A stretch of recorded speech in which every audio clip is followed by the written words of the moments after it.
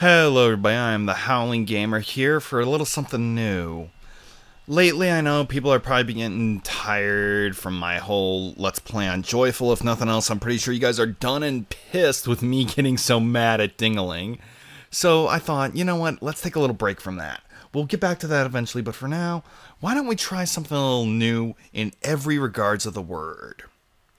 At least if you haven't heard of things like One-Off Wednesdays. Anyways, pretty much the idea of these videos are Encore. I'm going to give a game a shot, one video only. You guys tell me in the comments below if you want this to become a full-out Let's Play, or if you just pretty much enjoyed what you saw here, might want to pick it up for yourself. And there is one game that inspired me perfectly for this, just so much so. And honestly, it's pretty much one of the reasons why I even bothered doing something like this. Anyways, without any further ado or delay for that friggin' matter, I welcome you one and all to Bardbarian.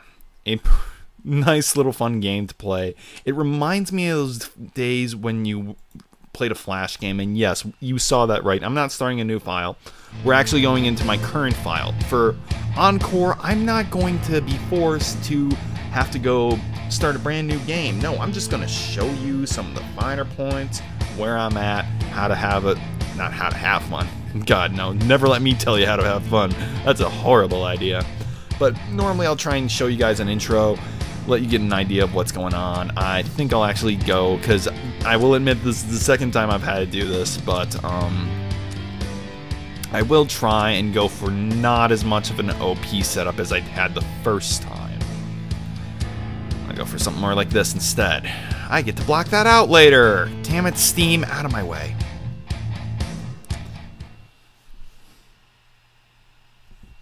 But anyways, I'll let you guys enjoy the story. Brad, our local hero. Brad, our hero and local barbarian for hire, sleeps soundly. However, evil cares not for his sleeping patterns, just like some people don't care for my Let's Play patterns. Yet again, Brad is called upon to protect the town's prized decorative crystal. Wait, it's decorative. It doesn't even do anything? Any normal day, Brad would care. But today, he does not. Peeing. Tired of grinding experience, saving useless NPCs, and living only to destroy. He uses some previously misplaced crafting skills and fashions a loot out of an old warlax. Did I say warlax? Oh god, just shred loot. Anyways, he's a barbarian. He should be awesome to fight and just kill and maim and destroy and all that fun stuff. Let's get them. Why can't I get them? That's because, kind of truish to the title, this guy isn't actually going to be fighting anybody. No, his job is to play music, and he actually attracts the other warriors to come to him instead through epic rock. And the idea is pretty much they are doing the fighting for you. Now, when I found this game, it was kind of a jumbled mess, you could say. And in that, I'm not saying I had any part in fixing it. God, no. Maybe I'm doing it some marketing, but that's about all I can say. But anyways, it calls itself an action game. I think it also called itself an RPG and tower defense. It is all of them. No joke. The Bardbarian here, pretty much the idea is, yes, the little ninja guys you see, the archers, the little wizards, they are indeed my towers, and I must maintain them. If I fail to maintain them, they die, but it's not the end of the world, just like in a tower defense game. You normally can indeed bring your towers back, going and killing. The only difference being, you could argue, is your towers are mobile, which is a very different thing. Normally, when it comes to tower defense games, you don't get that luxury. They normally, in fact, force you to pay a fee, and I'm not talking real life, I'm talking in-game currency, to even be able to move and sell your stuff around. For this game, though, that's the whole idea. And the other thing is, it's a bullet hell shooter in just the best regards. And just like any other bullet hell shooter, if things get too difficult, you always have some way to get yourself out of the bind. That was my little stun attack. It actually stuns enemies on the screen and gets rid of the bullets all at once. So it's a, I'd say a double-edged sword, but the only edges are pointed at the bad guys in this case, you could argue. And I guess you could say, oh, well, we're actually the bad guys for doing all this. Well, it's like, you technically could call it that, but considering you literally will probably run right into the bad guys first chance you get. No, I didn't do that myself, admittedly, but they would be the first to attack you. Kind of like you actually saw earlier with what I did. But yes, I want to keep you guys in mind, like this barfing drunk here, a lot of those things you don't see when you start up the game. This is just because I already am in a very deep file. In fact, I am using one guy you unlock later. The others, the archer and the mage, you actually do start off with right away. So if you kind of see them having a power and such, there is method to the madness. Another thing is, yes, all of them do have ranges. And that's still not all. Should you ever feel overpowered and you don't have enough for a stun attack to get rid of all the bullets, there is another option. Let's say that you want to kill something really fast. You have an attack buff. Dead. Deader than dead, even. And it'll last for as long as you need, but the only thing is you can't activate another buff until the song's done. You know when it's done either via the music or the color emanating from his loot. The game is tremendous fun. Here's the real kicker. You'll never guess how little I had to pay for it. $2 if I remember correctly. It was either $2 or $1, but I think the dollar game that I'm thinking of is... Ooh, no. Stay the hell away from me. I don't like that one. I really don't like that one, in fact. But, anyways, it was a real cheap game, and it reminded me of all those good Flash games. One of which we will cover later in Encore, but for now, I just wanted to show this one off.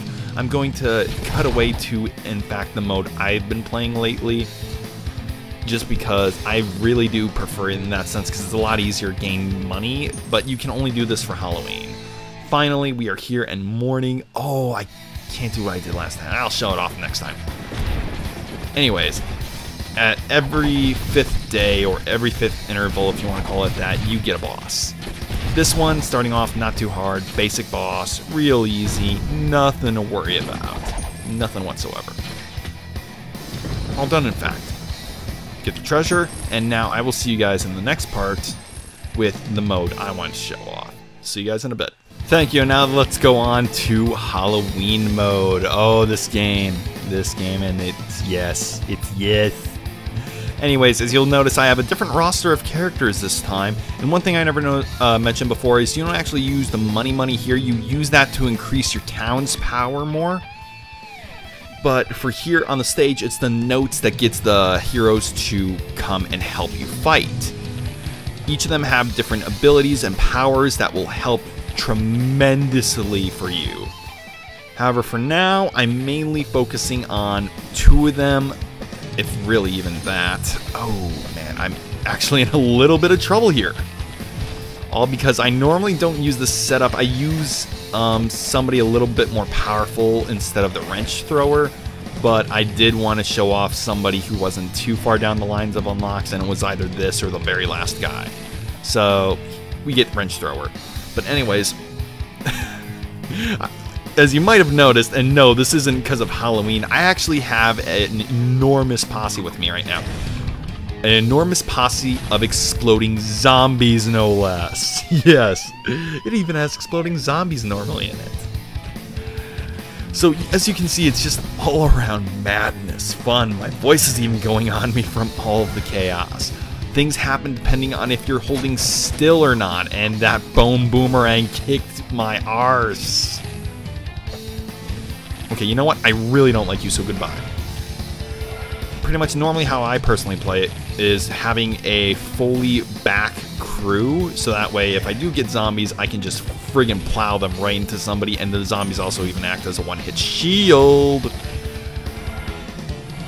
And you did see that right, my healer just flat out collapsed for what seemed to be no reason. Healers in this game, they are indeed invaluable, you could say, but you gotta keep an eye on them because in order to heal you, they have to use their own health. So, double-edged sword, yeah.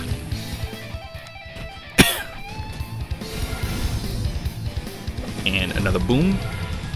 Pretty much another thing I've noticed in this game that you can take for yourself is that while the bigger guys might have a bigger charge up, with maybe exception of the orcs, they have a bigger charge up and they do more damage. They don't fire anywhere near as much as the smaller guys will do. So while it will hurt more to take a big guy's shot and less to take a little guy's shot, the little guy is the one who's going to fill the screen with half the bullets you're trying to avoid. Speaking of trying to avoid, there we go. Boom, boom.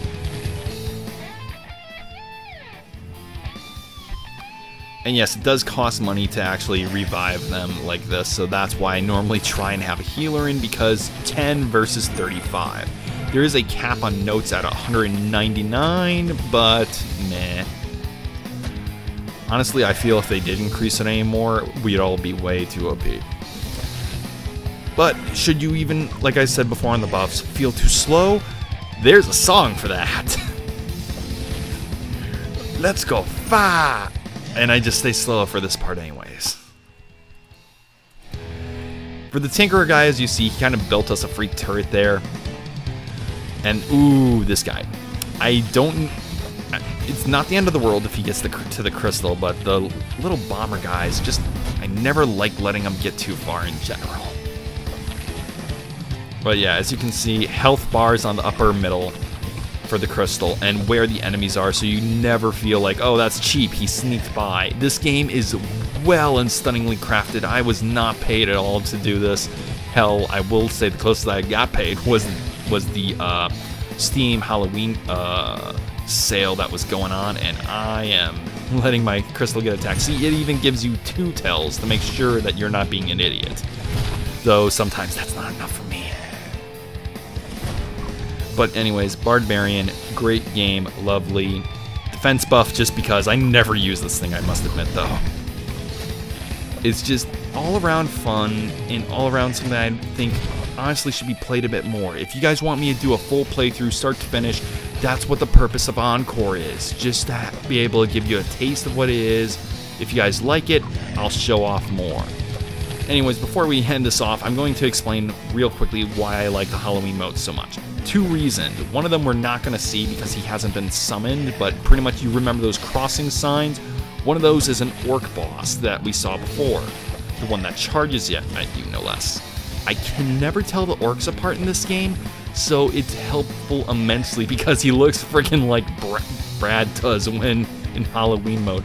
Another thing is, keep an eye on this little pet bowl right here that I have my zombies right by. If you have candy, you go to it, tons and tons of cash. More than you can normally hope to get from a dead enemy, or if nothing else around the same. But as we kill these guys off in a very epic fashion, I'm going to have to say this has been the Howling Gamer. Goodbye and good night, everyone. Slaughter them all!